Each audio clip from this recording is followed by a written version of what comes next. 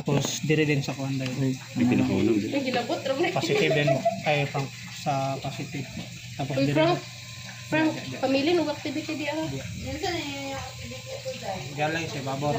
Tali ba? Positive dia. Wire, di kanya.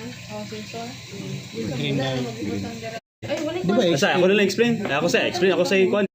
Okay. So, hello and good evening Sir Maldiaga and kami day ang group na Idaran.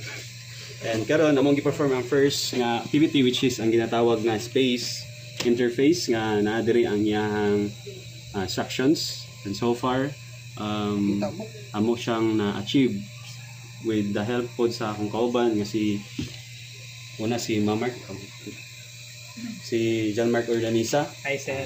si Nicole Blase, and lastly ang nag-video si Remax Sandarte. Okay, so here among gibuhat una sir is amo ang gi-define ana ang wire. So according sa mga research na sila'y kuan ang kaning wire nga color na siya specific rason nga no kani among gipili kay para wala na siya lain pa nga mo ang probably maka-encounter mi og mga error di na mi libog kay amo maging gi-follow mismo kung saan naa sa instruction. And una among gi-connect ang kuan B5 and GDN, and amo dayon gi-connect sa breadboard ang red wire sa positive and negative ang black, and the rest ang yellow gi-connect namo sa iyahang designated nga number which is 2 until 5. So here, and then here ang resistor amo na po dayong mo na pong gi-set up dire sa breadboard mismo. Ikaw explain sa kuan. LED mo. Para So makita ang outcome ang explain. yan sa kuan sa isa lang. Okay.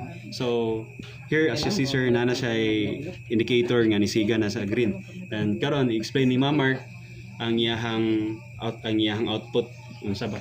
Ano ba? Sige, ang output. I-explain ang gamay nga may tabo bitaw. So based sa activity sir is ang output nga may tabo ni is once so ang first one is magsiga ning green nga LED. So once ato ning i-press ang switch ba? Switch? Switch. Ang switch i-dot mo? Dot. And then katong instruction sa activity na mag continuously nga magsiga-siga ang pula, and once nga amo na siyang i-press is mo balik siya sa default which is ang musiga ang green nga LED. Okay. So muna niya mo ang first activity sir. Thank you og daghang salamat. God bless America.